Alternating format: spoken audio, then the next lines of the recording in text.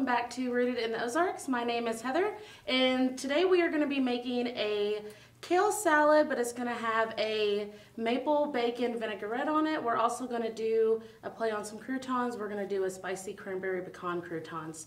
So we're going to get started with those first. We've got our oven preset here to 350, and we are using some stone mill bread here. The cranberry pecan is wonderful on so many things. Chicken salad, tuna salad. These croutons are fabulous. We're going to get out these middle pieces here, the little bit bigger ones. And I've also made a butter to go on it. So, you know, when you're doing like cinnamon toast, sometimes it gets burnt, sometimes you get too much cinnamon on one side and maybe not enough sugar. So this way, you're ensured to get plenty of butter, plenty of sugar, plenty of all your good flavors. So we've got everything mixed up here. This is 1 stick of butter. We've also got a little bit of cinnamon in here, some vanilla, and I added just a touch of cayenne to make it a little bit spicy. You don't have to if you don't want to, but it adds a nice little kick to it. You can make this and keep it in your fridge. I would recommend maybe keeping it in the back of your fridge so you don't eat it all the time or so other people don't eat it. So we're going to start out with about a tablespoon on here, and we want to make sure that we get all of the bread covered so that way it doesn't burn. With these bigger pieces of bread though, we might need to use a little bit more, which I don't see that as a problem. We just want to make sure that we have enough. So we'll get all over here. And the little holes and stuff in it too, that's totally fine. They're not going to burn or anything like that. Or none of this stuff is going to go down in there. So, looks like we're going to have to add a little bit more to this. And you can also do different flavors in here too. So like if you didn't want to make it spicy, but maybe, you know, if it was in the fall, maybe add some like pumpkin pie spice or different spices like that. Maybe if you want to make it a little bit more spicy, you know, some chili flakes would be wonderful in here. Any type of spices. That's what's nice about this is you can really cater it to whatever you're making. Same with the croutons for any salad. They're really easy to make. You know, you can buy them at the store, but if you've got some good bread at home that's got some good flavors that you like, and, you know, make a topping like this, you know, 10 minutes in the oven, and you're good to go. All right, so it looks like we've got this one pretty much done.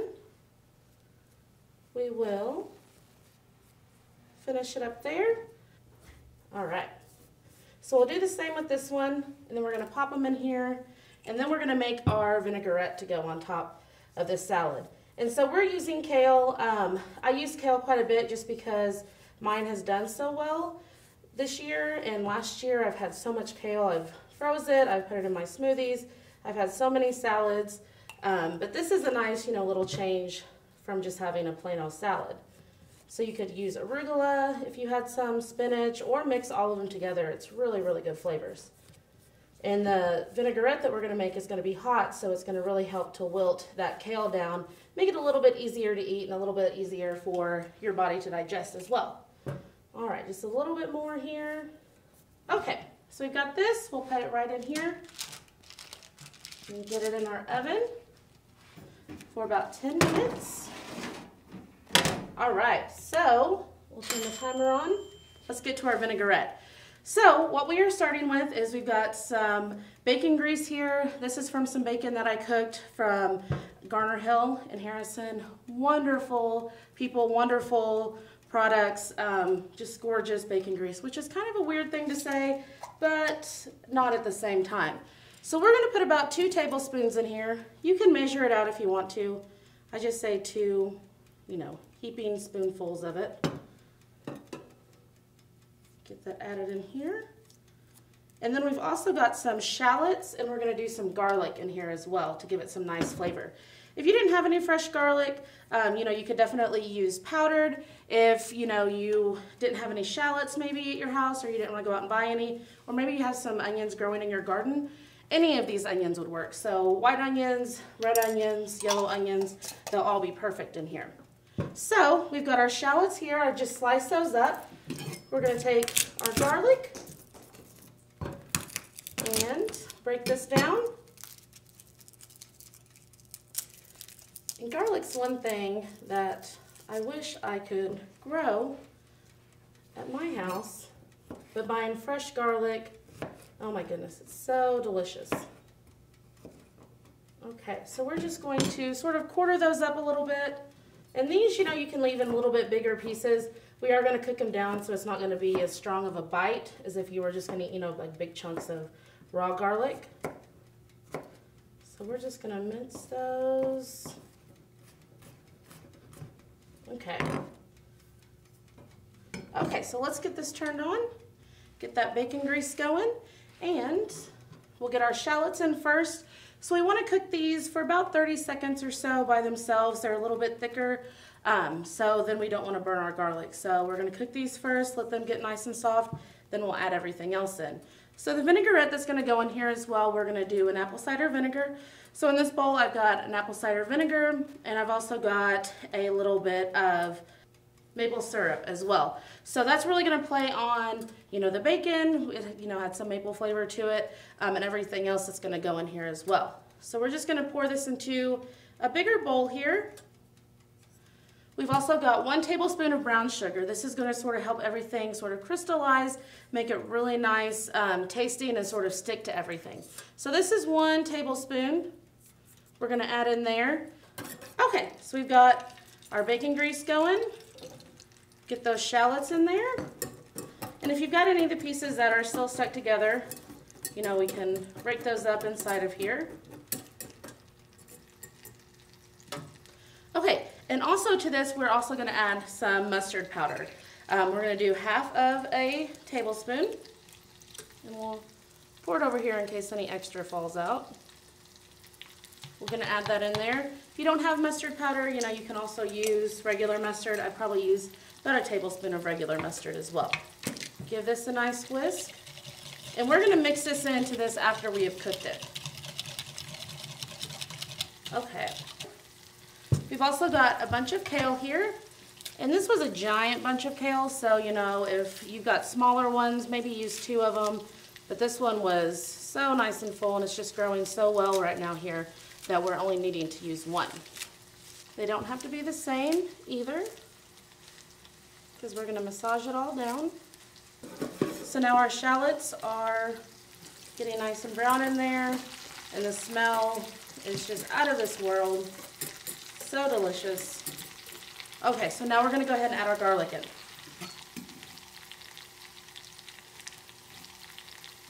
So our onions and our shallots are nice and soft now, and our garlic is in there infusing all of those flavors.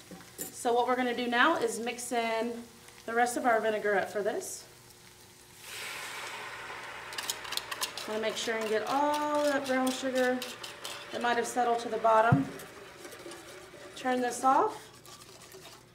And you can go ahead and pull it off. If I put sugar in something, I'll normally take it off of there just to make sure it doesn't start burning on the bottom. And now we're going to take and we're going to pour this over our kale. And what I like to do is I'll pour it on there and then sort of just let it set for a little bit and cool down, because this is super hot and you don't want to stick your hands in there. So just go all over the tops of the kale.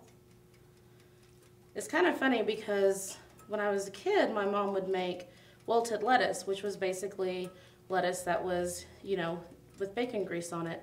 And I just thought it was the weirdest thing. I would never try it. And then we had actually gone to the farmer's market here in Fayetteville, and she had got some to do it and tried it, and I fell in love with it. It was one of those things like I had been missing this my whole life because I thought it was weird. Okay, so we're just going to let that set for just a minute, sort of cool down. And it looks like our croutons are coming along great in there. They're looking beautiful and caramelizing. And one other thing that we're going to put on here, so these are candied pecans and walnuts. They're wonderful. They keep well. They won't last long though. So all that we've done with this, these are pecans and walnuts. I've done them in some maple syrup, a little bit of the smoked paprika that we love so much, and a couple other spices. Bake them in the oven for about 10 to 15 minutes, take them out. But they make a nice crunch to this. So this is also getting some of that bacon flavor to it without actually adding any bacon to this. Okay, so this has cooled down a little bit. Let's go ahead and just get in here and massage this up. And with the shallots, you can dice them up if you want to, or your onions. I like to sort of leave them round. It adds a nice little beautiful purple color to this. And since they're so nice and soft, it also, a lot easier to eat. It's not as pungent as eating, a raw onion. Want to make sure we don't have any of these kale leaves that are hiding in there. They all want to I want to get some of that flavor on them. So these are nice and massaged down. We're going to check on our croutons here. We're going to go ahead and turn this over to broil. And now we're going to just pop them in there for about a minute. You want to keep an eye on them now. You know, you've been waiting 10 minutes for these, and it would be horrible to burn them at the last minute. So we're just going to pop them under there. That's going to finish caramelizing them nice and wonderful. But you can see, oh my gosh, just beautiful, bubbling with all of that gorgeous homemade butter that we did. Okay, so we're going to pop those in there. While we're waiting on that, let's go ahead and add some of these to it. So I think the recipe said for half a cup. You can put as many of them as you want in there. If you want to pour some of them in a bowl and just have them while you're waiting, you can definitely do that. And what's nice about these too is that they don't all clump together. So you don't have like giant clumps of pecans and walnuts together that are stuck. Like each individual one just caramelizes beautifully on its own, and they're just so wonderful. Okay, so we've got this, and now we're just waiting on our croutons. Okay, so these look wonderful. Let's go ahead and lay them out.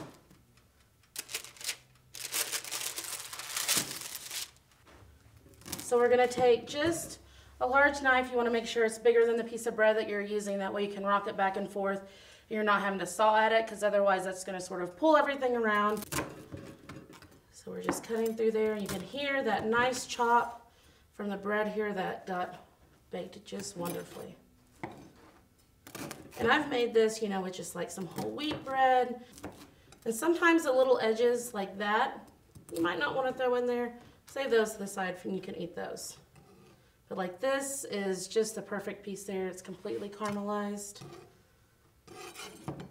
And the bottom of it is still sturdy enough that it's not going to fall apart on you.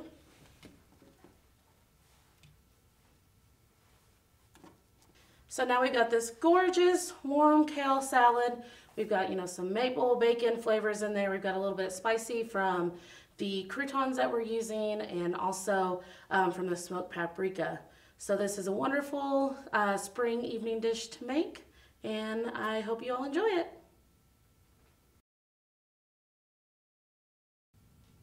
Hey everyone, welcome back to Rooted in the Ozarks. My name's Heather, and this time we're going to be making a breakfast that's more like a dessert, that's more like a special occasion treat. It's just wonderful. So we're doing a coconut cream pie French toast. So if you know me at all, you know that I am obsessed with coconut oil, coconut milk, coconut everything. If it has coconut on it, I'm going to try it. So of course, French toast, breakfast food's one of my favorite things. Mixed with one of my favorite pies, it has to be perfect, which it is. So we're gonna get started with that.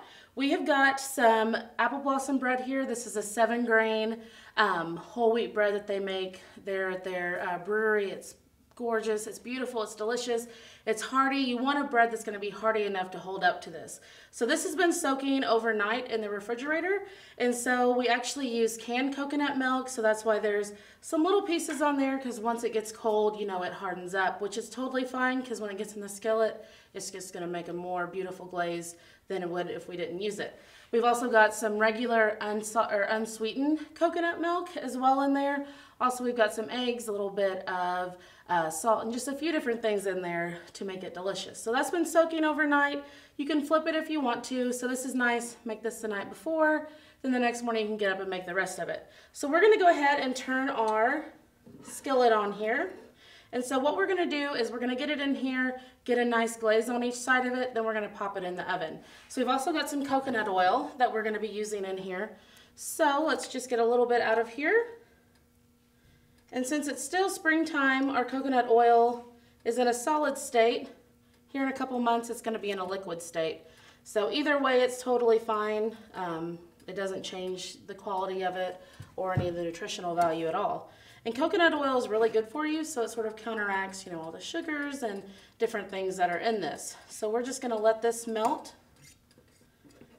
Set this here in case we need a little bit more. We've got some coconut sugar that we're going to put on top and bottom on each of these, so that's going to also help sort of give it a nice color and nice caramelization. If you don't have coconut flour or coconut sugar, you could go ahead and just use regular sugar. This just adds a little bit more of the coconut to it, and you can get this in bulk at O&F if you want to just try a little bit of it. I love it, especially added on something like this. And also I wanted to show you guys these eggs that we used last night in making this. So these are from Etchison Farm right here in Fayetteville, and they're just gorgeous, beautiful eggs. So definitely wanted to show these. And also something with gardening starting up and everything like that, keep your eggshells and keep them in here, you know, in your container. Take them out, you can let them dry a little bit, mash them up, sprinkle them around your roses or just in your garden, and it really, really helps with helping your plants grow. So you definitely want to keep those. So we'll set these little beauties right over here. And so this is getting nice and melted here. We're going to go ahead and sprinkle some sugar on top of these. And a little bit on this one. Okay. Perfect. And so now what we're going to want to do is take one piece of bread at a time. We're going to grab it, and then we're going to put it sugar side down. So that's going to start the caramelization. So we'll scoot this over here, flip it over, and then if you've got some bigger pieces, you might want to start with just one in there. You don't want to overcrowd it. And we'll get a little bit of sugar added on this other one here as well. All right. And if you want to, you know, you could go ahead and maybe add a little bit more bread to this, you know, soak up the rest of that and use it. All right, so this is the sound that we want to hear. That sound of that sugar in there. We've got our oven preheated over here so we can pop them in there as soon as they're done. We'll get some sugar added on this side. All right. We're going to add our other one in here.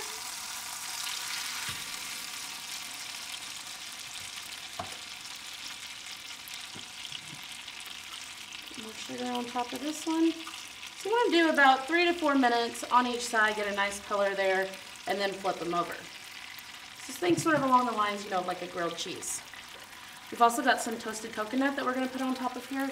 So these are beautiful. You just pop them in the oven for about 2 to 3 minutes at 350. Let them toast. Make sure you're watching it though, because you don't want to burn them. They come out wonderful. Those are going to go on top here at the end.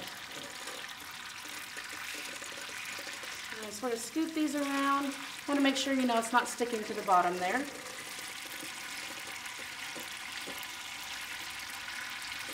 All right, we're going to go ahead and attempt to flip this one. Hopefully we won't make too big of a mess. Whoop. All right, gorgeous. So as you can see, we've got a beautiful color here on this side. We'll let that other one cook for just a few more minutes here. Then we'll flip it.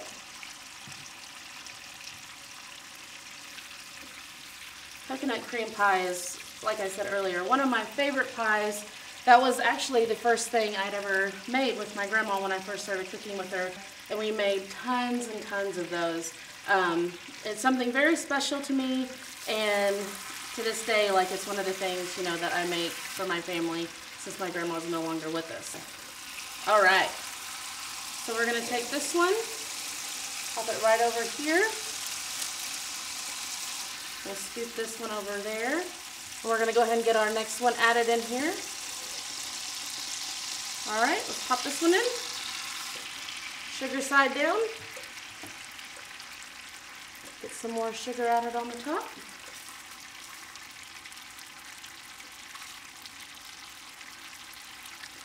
All right. And I feel like pies are sort of, we're a lost art for a little bit. They're making a comeback, as they should.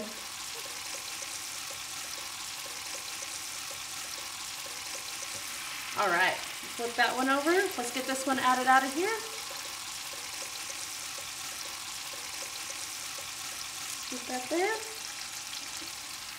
Then we'll get this other one added in. We'll pop them in the oven for about 10 minutes, 10-15 minutes, and then we'll take them out. What's also nice about this and cutting them a little bit thicker is you definitely aren't going to want to eat more than one of these. All right, let's add this one on here. Get that scooted in. Put this down. Turn our heat off here. Now we're going to put this in the oven.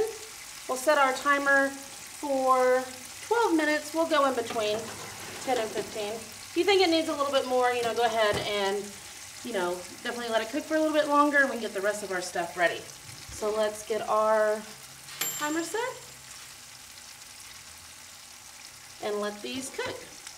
All right, so now the magic is about to happen. These beautiful little babies are about to come out of the oven. We've had them in there. You can hear the sizzle, you can smell them, and they're just gorgeous on top. So we're gonna set them right here. Let's go ahead and get this turned off. Get our plate here in the middle. So let's see, let's pick out the very best looking one. I usually like the one that's a little bit more brown on the side, so we're gonna do this one. We'll set that right in the middle here. Ooh, watch out, that is hot.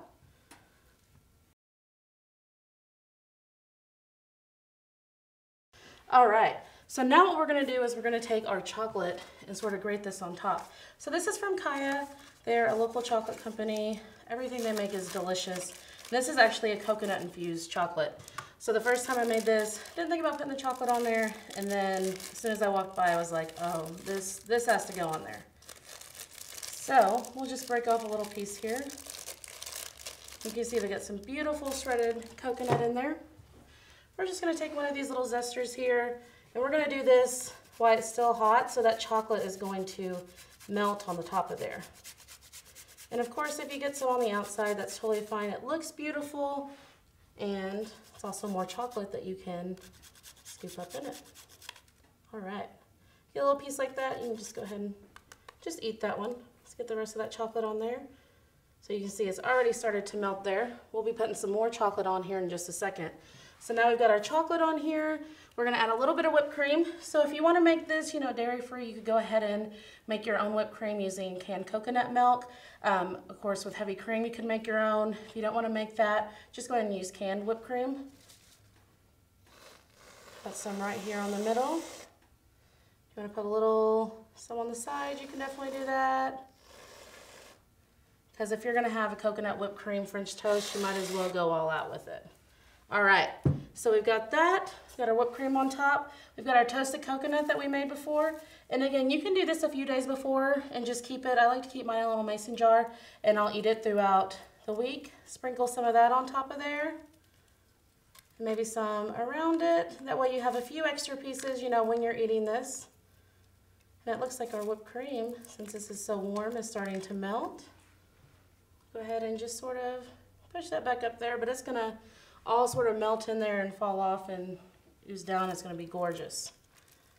All right, some more of that. Let's go ahead and get some more of our chocolate right here on top. And if you wanna let them cool off, if you can be a little bit more patient than I am, and then, you won't have an avalanche of whipped cream, you can do that.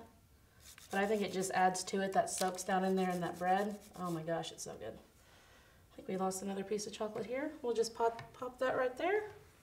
All right, then so you end up with this gorgeous masterpiece of a mess of coconut cream pie French toast. So we need to grab a fork and dig in while it's still warm.